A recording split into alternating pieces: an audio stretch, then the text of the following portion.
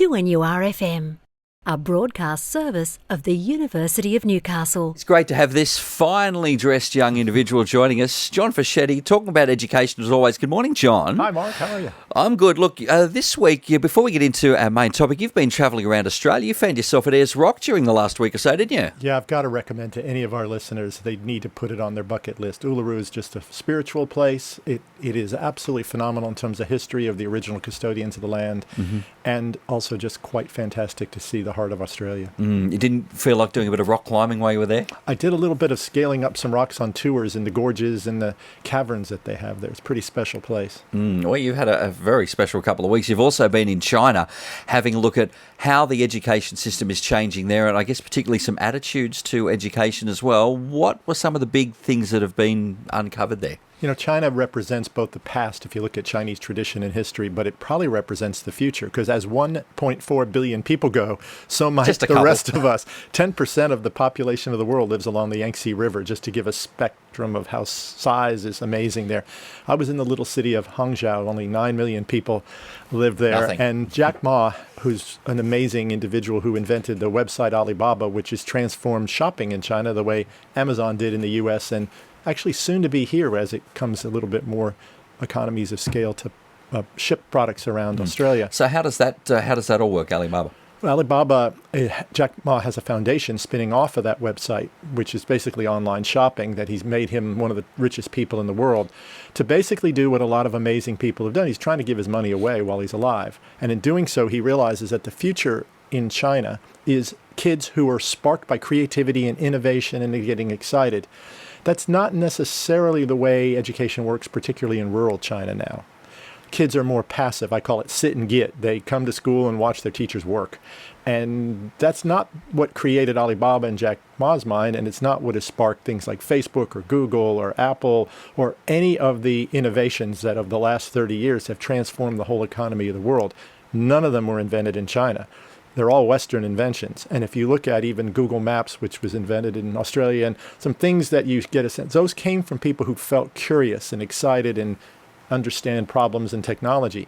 How do we sprinkle more of that into the Chinese young people today is really their mission.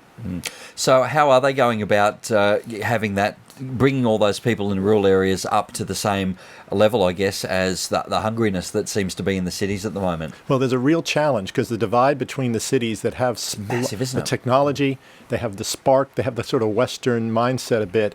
Very, very rural areas in China are as rural as it gets on the planet. And you're talking about very small schools with not a lot of infrastructure, lots and lots of sort of apathy almost.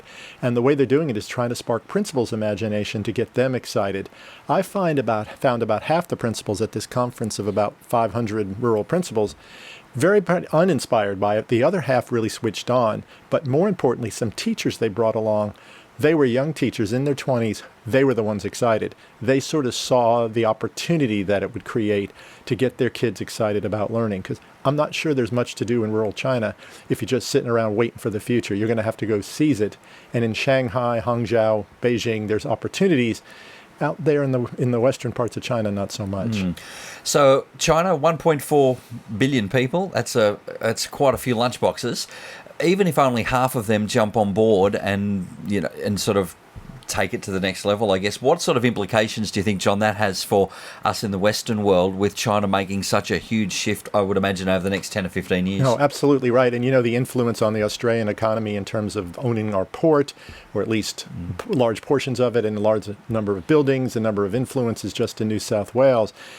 If the young people in China get as excited about learning as what's imagined, the system there will have to change. There's no way they will succumb to a controlled economy and a controlled political environment. So we really do have to become very savvy about the inner goings in the Chinese world, because anything that ripples in China affects the dollar, affects your super, affects anything to do with our ability to trade. And probably the future of the Asia-Pacific area is around China's ability to negotiate this. What they've done is allow an increasing percentage, maybe up to about 10%, to sort of have that low-hanging fruit of a Western kind of mindset.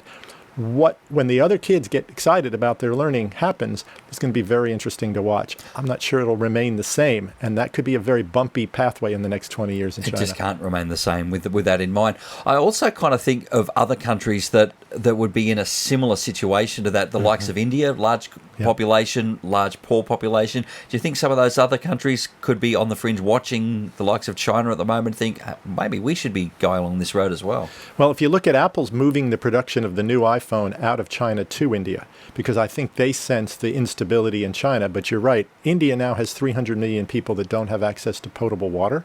That means the ability to get a glass of water that's fresh out of the tap or a bottle, and or have power. There's opportunities there for Australia to be economically supportive of growing up that real underclass to get them basic needs. But just like that, there's huge divisions in India, religiously, politically, that make it just as interesting to watch because it's very big, and to give everybody opportunity is a huge challenge. Australia has the ability to be in the driver's seat to help guide that, but it's going to be like a boat with lots of waves coming at it. We're going to have to hold on tight. Interesting times ahead, John, and good to have you back in Newcastle with us again, by the way, Thanks, as well. To NURFM 103.7, that's John Fischetti, the good professor, talking with us about education, this time in China.